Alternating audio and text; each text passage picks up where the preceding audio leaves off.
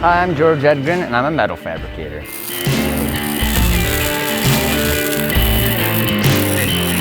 My front yard is a metal art park, and I'll make pretty much anything and everything that people will, you have to obviously be willing to purchase, but anything that anybody wants me to build. If it's fun and creative and one of a kind, I'm definitely interested. So obviously this is a 24-foot transformer that I built in my driveway. Inspiration from a guy that I worked with. His name was Aaron Pagel, and a really good guy. And he said, you should build a transformer in your driveway. And I'm like, maybe, I don't know, I'm not really sure. Seems like a lot of work. And he goes, yeah, but it would get you a lot of attention. So I ultimately decided that was gonna be my way of advertising. And I made it out of a Oldsmobile Alero. That's all I could get my hands on at the time. This guy took me about 2 months to build. It was about 240 hours I had invested into it. And I actually built it piece by piece with a scaffolding. I had built a scaffold all the way around it, and it looked like a stick figure. Okay, so some interesting things about it. I made replica style guns, little Gatling gun on the side there, a Gatling gun grenade launcher, real big tubes to look like a grenade launcher. I've had people ask me in the past if the guns actually operated, and of course not. They don't work. I'm not going to build something that's going to shoot somebody. But then again, I've been told that I should be in jail for making fake guns, so I don't know.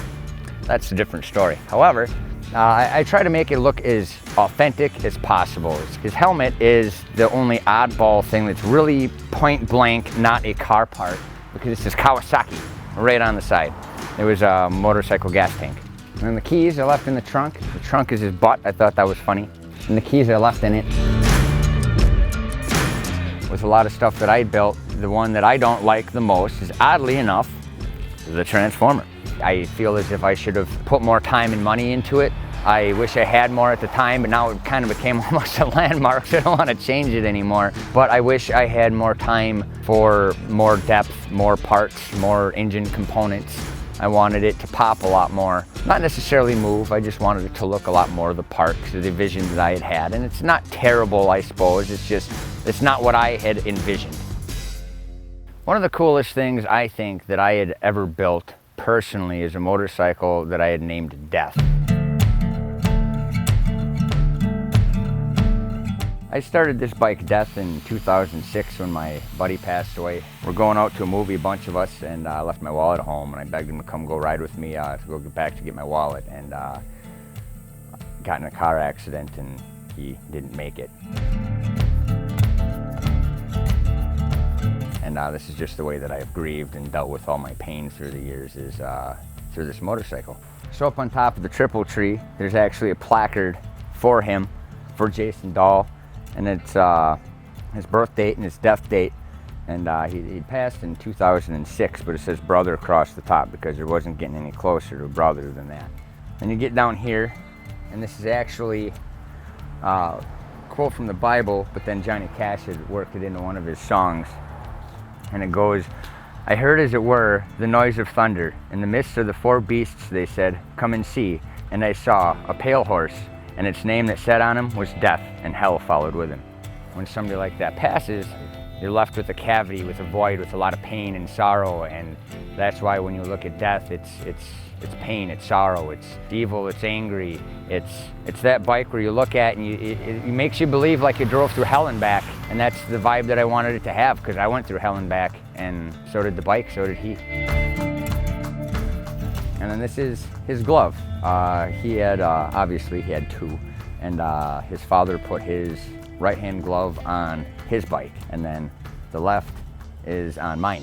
Death is another one of those things where it was never perfect enough. It always needed to be the right feel, the right everything. Everything needed to be built by me. I couldn't have something that's built by somebody else, and it all needed to be manufactured by me. Other than a couple of parts, almost everything was hand-built.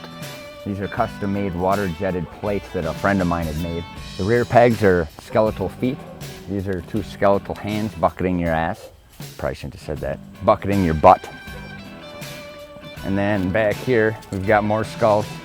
If you want to come around on the other side here on the air box, there's quite a bit of fun here as well. All these skeletons were molded in TIG welded them all in there, all by hand. I molded them all in. And then on the top here it says, "God, please forgive my wicked soul." And it just really meant a lot to me at the time. I thought it was really neat. And your custom brake lever, see God, then brake. And the casket, actually, I had measured a friend of mine for it for maximum height and everything. He's a real tall guy. So he tells everybody this is a custom casket. But here, these are 1800s lamps off of old buggies. They still work, and I light them every once in a while, but they don't light up enough to really give you any light. Not at any speed anyway, but it's just a lot of fun, a lot of cosmetic, neat stuff. It's supposed to give you the vibe like it's been to hell and back. And so it's a very dirty, rough bike, but that's the way I like it. That was the whole vibe that I wanted it to have. It wasn't built to be a very clean bike. It was built to give you the creep.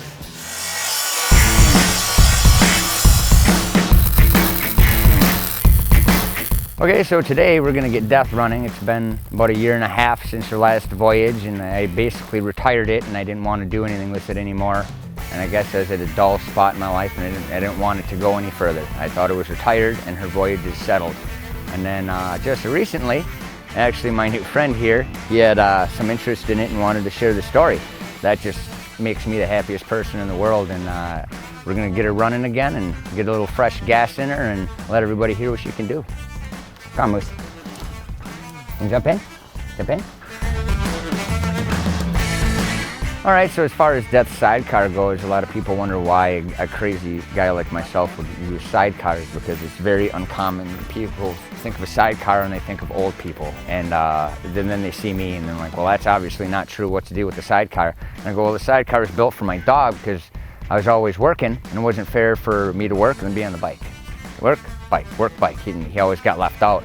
So I built the sidecars for my dog, Zeus, and he goes riding with me everywhere. I fire up the bike and he comes running to the door and he's ready to go.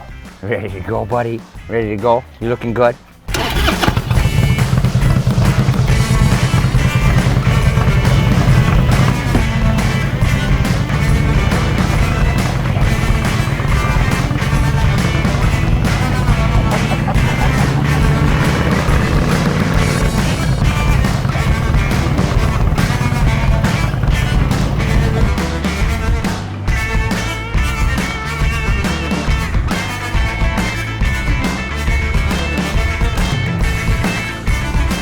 I believe the way I had set up my house and my yard, that it's set up in a way that I believe that it's for everybody to enjoy. That way you can just slow down and just look, and you can see enough and you can enjoy it just from a slow roll. Or you can stop, you can get out, you can look around, and I've had people stop for 2-3 hours and go, my God, I keep seeing more. And I go, yeah, I go, the more time you take to take it in, the more obviously you see, because the first time you come out, you're usually stuck on a few big things. And then everything else just kind of is a wash.